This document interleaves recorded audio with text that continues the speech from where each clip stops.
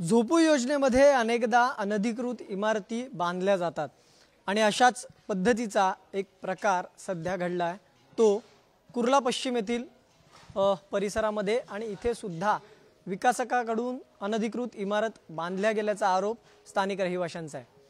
आपण जर पाहिलं तर अनेक वेळा विकास करताना काही नियम किंवा नियमांचं उल्लंघन करतो आणि अशाच पद्धतीचं उल्लंघन हे केलं गेलं असं त्या ठिकाणी म्हटलं जातं आणि त्याचमुळे आपण जर पाहिलं तर रहिवाशांना या सगळ्या गोष्टीची अडचणी होतात। आणि त्याचसाठी आज मी सध्या कुर्ला पश्चिम येथे आपण जर पाहिलं तर या सगळ्या परिसरातले हे रहिवासी एकवटलेले आहेत आणि शूर संभाजी क्रीडा मंडळ आहे जे कुर्ल्यामध्ये आहे, कुर्ला पश्चिमेमध्ये आहे आणि अगदी हॉटस्पॉट असा हा पॉइंट आहे कारण की महत्त्वाचा हा भाग आहे। मात्र इथेच अनधिकृत बांधकाम इमारतीचं आणि त्यामध्ये या सगळ्या रहिवाशांना सध्या राहावं अशी सक्ती केली जाते असा त्यांचा आरोप आहे। नेमकं हे सगळं प्रकरण काय आहे, विकासकांनी काय नियमांचं उल्लंघन केले हे सगळं जाणून घेण्यासाठी माझ्यासोबत रहिवासी स्वतः आहेत।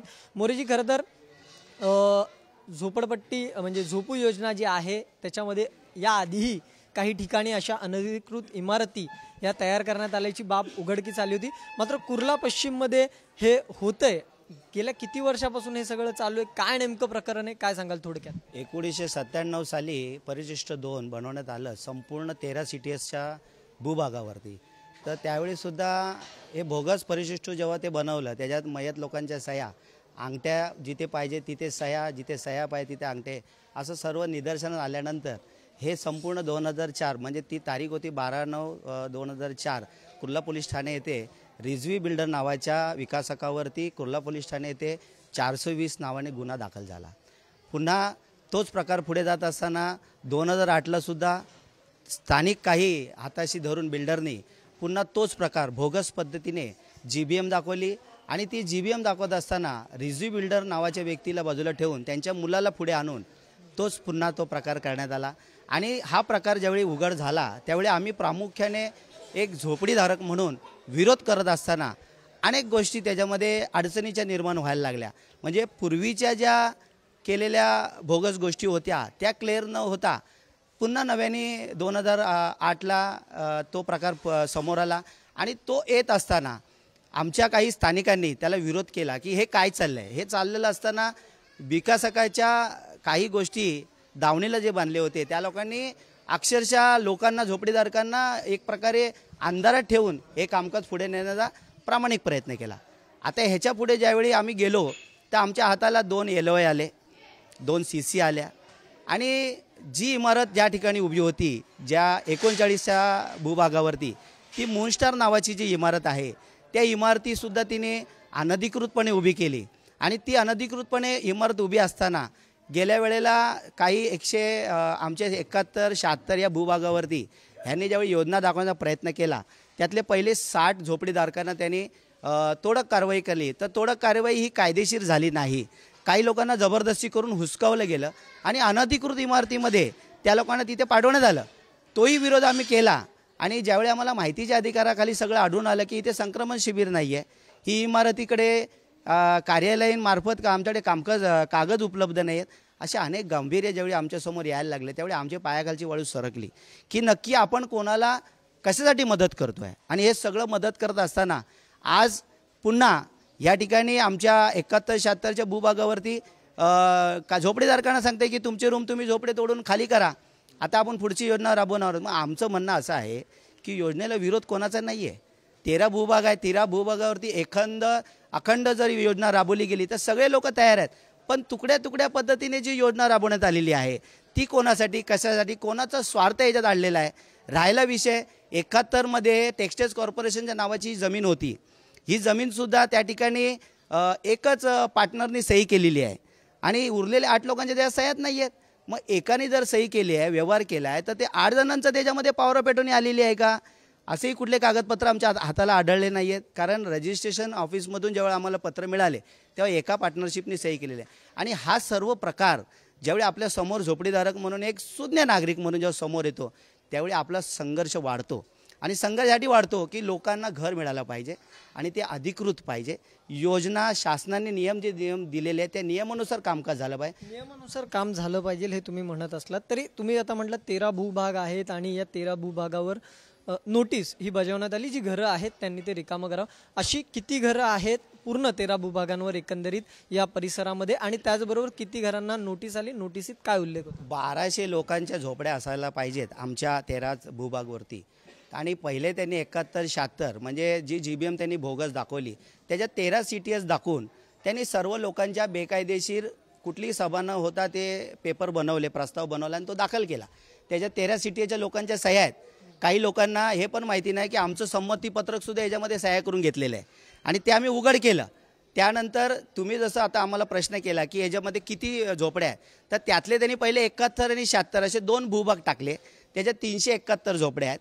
371 मधल्या जर समजा तुम्ही डेव्हलपमेंट करायला गेल्यात तर तुम्ही 371 झोपड्यांना पहिलं खाली करावं ना. योजना राबवायची आहे तुम्हाला, प्रामाणिक तुम्हाला काम करायचं तर तुम्ही 371 झोपड्यांना नोटिसी देऊन कायदेशीर त्यांनी बाबी पूर्ण करून खाली करावं. एखादा प्लॉट जर 371चा खाली झाला तर तिथे डेव्हलपमेंट होईल. तर पहिल्या त्यांनी 60 झोपड्या खाली केल्या आणि 60 झोपड्या बांधल्या तोडून तिथे एक इमारत उभी केली. ते इमारतसुद्धा भर कोरोनामध्ये महाराष्ट्राचे मुख्यमंत्री उद्धवजी असताना त्या ठिकाणी हा कार्यकाल पूर्ण केला. 3-3.5-4 महिन्यामध्ये ती इमारत उभी केली. एवढी तुम्हाला घाई का होती? म्हणजे तुम्ही कुठल्या उद्देशाने हे काम पूर्ण करत होते? आणि आता त्यांनी पाट ओसी घेतलेली आहे म्हणजे त्याला फुल ओसी आलेली नाही आहे. आणि ह्या अशा अनधिकृत कामं हा विकासक म्हणा त्याला साथ देणारी जी काही मंडळी असतील हे बेकायदेशीर करतायत. आणि आमचं मत एकच आहे, विकास झाला पाहिजे. विकासाच्या मागे नियमावली शासनाने दिली त्या नियमाप्रमाणे काम झालं पाहिजे एवढंच माझं मत आहे. नियमाप्रमाणे काम झालं पाहिजे. आपल्यासोबत महिलाही सुद्धा आहेत, काही आपण त्यांच्याकडून जाणूया. खरं तर चाळ म्हटली की छोटी घरं आली, लहान आली, परंपरा संस्कृती सगळा विषय आहेच. मात्र चाळीतलं घर हे फार टोकडं पडतं कारण की कधी कधी जॉईंट फॅमिली असते, इतर सगळ्या गोष्टी असतात. विकास होतोय, विकास हवाय, नेमकं काय काय काय मत आहे? आम्हाला विकासाला विरोध नाही आहे, फक्त आमच्या घराबदली हक्काचं घर मिळावा. कारण चाळीमध्ये अगदी छोटे छोटे घर आहेत जिथे आम्ही सर्वाईव्ह करतोय. मग आम्हाला पण आमच्या मुलांना त्यांच्या फ्युचरसाठी चांगलं घर भेटते तर आम्हाला विकास का नको, पण अधिकृत असावा. आम्ही जर आमची घरं देऊन त्याच्या बदले आम्हाला घर भेटतंय ते लीगल भेटलं पाहिजे बस. जे घर मिळते ते लीगल असावं अशी एक मागणी आहे. दुसरीकडे जशा पद्धतीने सांगितलं की बोगस सह्या होत्या, त्याच्यानंतर त्या बोगस सह्यांच्या माध्यमातून काही लोकांना नोटीस देण्यात आली. आता हे सगळं सुरू असलेलं प्रकरण. आता नेमकी रहिवाशी म्हणून काय मागणी? सर कसं आहे, आता तुम्ही म्हणलात की नोटिसा देणार. नोटीस म्हणजे मुख्यतः मलाच नोटीस आली. 2016ला पण एकदा नोटीस आली आणि आता 2025ला सुद्धा, म्हणजे 2 वेळा नोटिसा येत आहेत. माझं मुख्य म्हणणं हेच आहे की इथे सोसायटी नाही आहे. सोसायटी नसल्यामुळे आम्हाला नोटिसा कोण काढतं आहे, आमचा तिथे विषय कोण मांडतं आहे हे सगळं माहिती नसताना अचानकपणे आम्हाला जर नोटिसा येतात, त्यात मुख्यतः आम्ही RTIच्या माध्यमातून जे पेपर जमा केले आहेत, जे माहिती गोळा केली आहेत, त्या संपूर्णपणे ही बोगस यंत्रणा वापरली जाते आहे. SRAचे अधिकारी या बिल्डरला मदत करत आहेत आणि इथली काही मंडळी आहेत जी SRAकडून ही कामं करून घेत आहेत. आमचा त्या गोष्टीला विरोध आहे. मेन म्हणजे झोपडीधारक म्हणून इथल्या सर्व लोकांचं एक मत आहे की आमचा विकास हा झालाच पाहिजे, पण तो योग्यरित्या झाला पाहिजे. असं नाही की अनैसर्गिकपणे हे लोक आम्हाला या अनलिगल बिल्डिंगमध्ये टाकतात आहेत, आम्ही लोक तिकडे जाऊन राहणार, उद्या त्या बिल्डिंगवरच हातोडा चालला तर एवढी लोक जाणार कुठे? जी लोक आज तोडून स्वतःची घरं स्वतः तोडून निघाली आहेत त्या बिल्डिंगमध्ये जायला, तर त्यांना हे माहिती नाही की आपली सोसायटी आहे का नाही आहे. पण आम्हाला माहिती आहे 2018ला सोसायटी बनली, त्यानंतर त्यांना सांगण्यात आलं होतं की 3 महिन्यात एक GBM लावा, एक सर्वसाधारण मिटिंग लावा, पण तशी कोणती मिटिंग लागलेली नाही आहे. याचा अर्थ तिथे सोसायटी नाही आहे. आज 2025 साल येत आहे, म्हणजे तिथे सोसायटी नसतानासुद्धा ही लोक आपल्या मर्जीने जे मनाला वाटेल तसं लोकांना, ती शिवकृपा म्हणून बिल्डिंग आहेत 71-76मध्ये उभारली त्यामध्ये घुसवत आहेत, जिथे कोणाचा काही संबंध नाही अशी लोक त्यात जाऊन घुसले आहेत. आणि ज्यांचा खरोखर अधिकार आहे ते 71-76 लोकांचा, त्यांना ते वंचित ठेवतात, त्यांना तिथे जाऊ देत नाही. आमचं झोपडीधारकांचं हेच म्हणणं आहे की इथे व्यवस्थितरित्या योजना राबवली जात असेल तर ठीक आहे, या अन्यथा ही योजना बंद करण्यात यावी. योजना बंद करण्यामध्ये विकास बंद करू नये, विकास हा झालाच पाहिजे, पण ज्या पद्धतीने हा विकास केला जातो, ज्या बिल्डरकडून हा विकास केला जातो तो पूर्णतः थांबवण्यात यावा. आणि इथे गव्हर्नमेंटची जी योजना आहे, क्लस्टर योजना आहे, ती मुख्यतः इथं राबवण्यात यावी. किंवा जे विकास आहे तो त्याप्रमाणे इथे राबवण्यात हे आमच्या सर्व झोपडीधारकांची मान्यता आहे.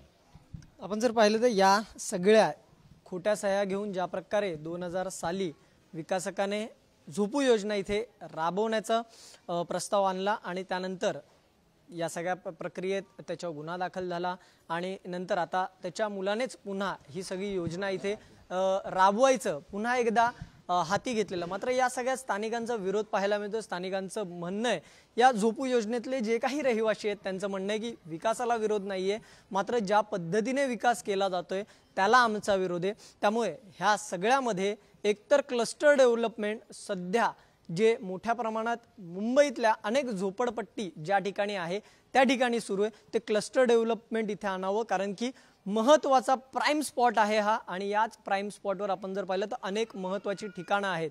मग मेट्रो स्थानक असेल, कुर्ला स्थानक असेल, इथे बाजारपेठ असेल, त्याचबरोबर BKC सारखा कॉर्पोरेट एरिया असेल, या सगळ्याच गोष्टी आमच्या जवळ आहेत, मुलांच्या शाळा जवळ आहेत. त्यामुळे आम्हाला विकास याच भूखंडावर हवा अशी सुद्धा त्यांची मागणी. आता त्यामुळे या सगळ्यात काय होतं, हा विकासकाचा हा जो प्रकल्प आहे हा रद्द होतो का आणि त्याचबरोबर इथे सरकारच्या मार्फत काही योजना लागू होत आहेत का, हे सगळंच पाहणं महत्त्वाचं असणार आहे.